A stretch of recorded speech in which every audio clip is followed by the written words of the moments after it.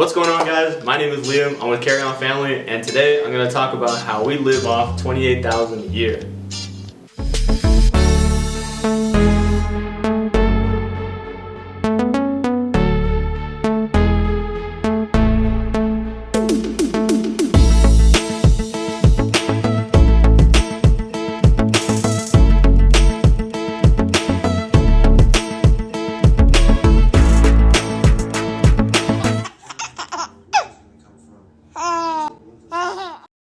I'm going to be going over some numbers about our cash flow and our expenses, along as what we put towards our assets and our savings. This is the cash flow that we're looking at.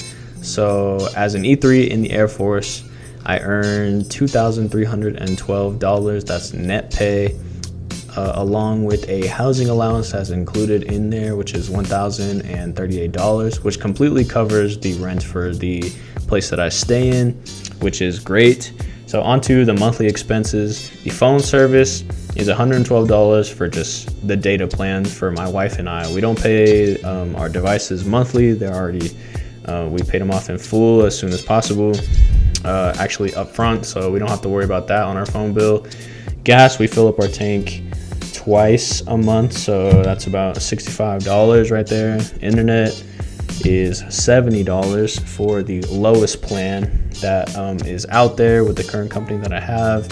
Groceries, it tends to vary a lot, but if I were to take a average number of how much we were to spend on that, I would pick $300. So if we add those up, it's about $542. So the leftover cash that we have is $1,770. So as you can see, pretty good margins.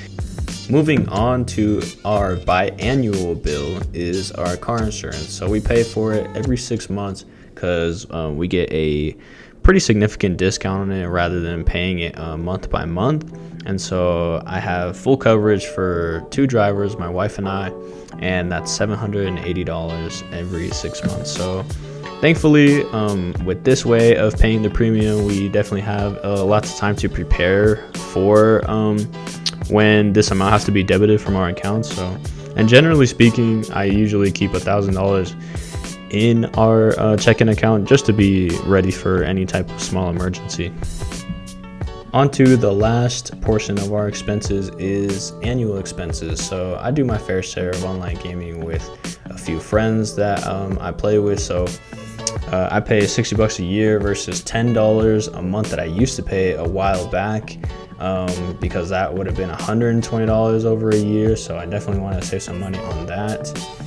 So, and then renter's insurance is $119 every year just to kind of insure our stuff here, because I guess the weather does kind of get crazy, so I'm glad that I opted in for that.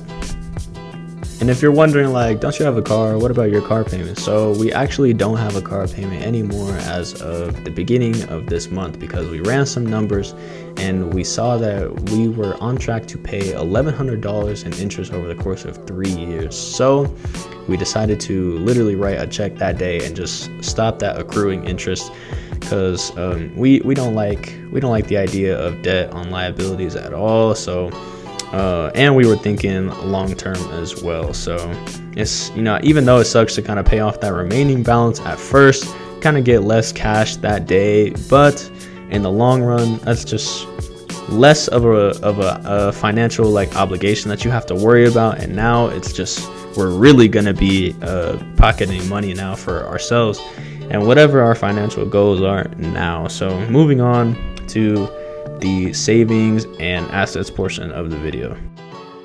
Starting off with the cash savings, we put in $300, $400 a month in there, and then we move on to the Roth, another $300, brokerage account, another $300, and a custodial account that we set up for our son, $115 in there a month. And if we earn any type of extra cash on the side, then we would put them in wherever we feel needs to be prioritized. So this is just standard, this is just the minimum that we put in every month. So some months it will be just the minimum, and some months will be $100 more in either one of the spots or all of them.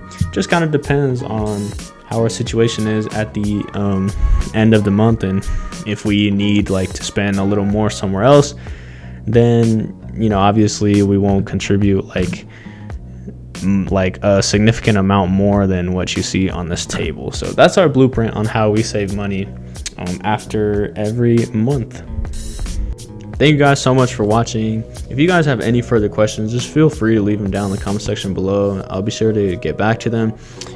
Please leave a like on the video. It helps out a ton, so then these videos can get pushed out to new people and we can all save money together, so don't forget to subscribe and be on the lookout for more content like this by hitting that notification bell. And that's all I got for you. I'll see you in the next one.